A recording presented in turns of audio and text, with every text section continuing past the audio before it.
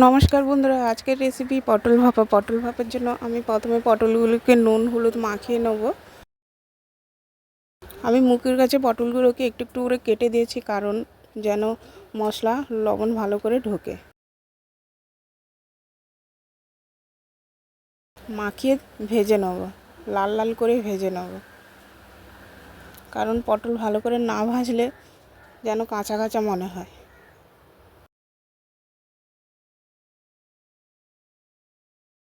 তেলে দিয়ে দিলাম, একদম লাল লাল করে ভেজে তুলে নিলাম।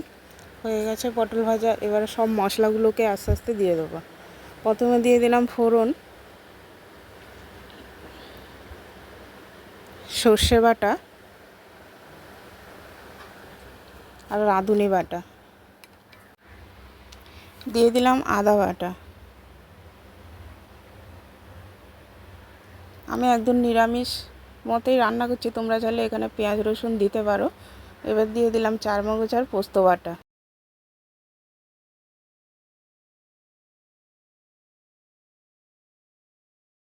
একটু হালকা কাঁচা লঙ্কা বাটাও দিয়ে দিলাম। এবার মশলাটাকে ভালো করে কষিয়ে নেব।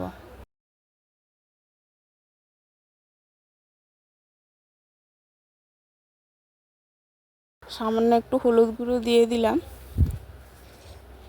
আর দেবো জিরে গুঁড়ো।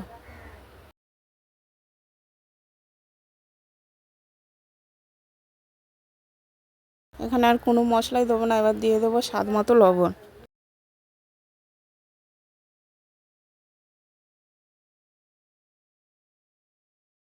এবার পরিমাণ মতন জল দিয়ে, বেশি জল দেবো না, ভাপাটা একদম গায়ে গায়েই হবে। এবার ভাজা পটলগুলোকে দিয়ে দিলাম। একদম সিম্পল রেসিপি, কিন্তু খেতে অনেকটাই টেস্টি।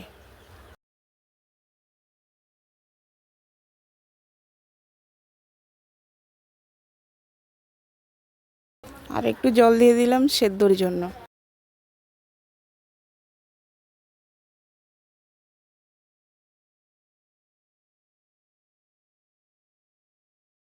দেখো কত সুন্দর কালারটা এসে। এবার একটু ঢাকিয়ে দিলাম।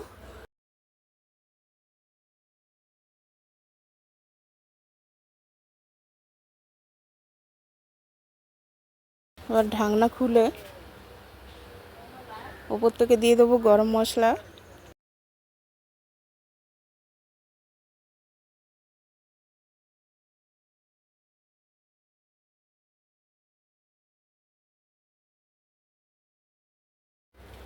গরম মশলাটা দিয়ে আরেকটু ঢাকিয়ে দিলাম।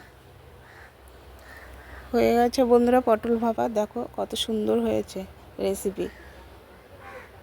কালারটাও দেখো কত সুন্দর। রেসিপি তোমাদের ভালো লেগেছে। সবাইকে টাটা, বাই বাই।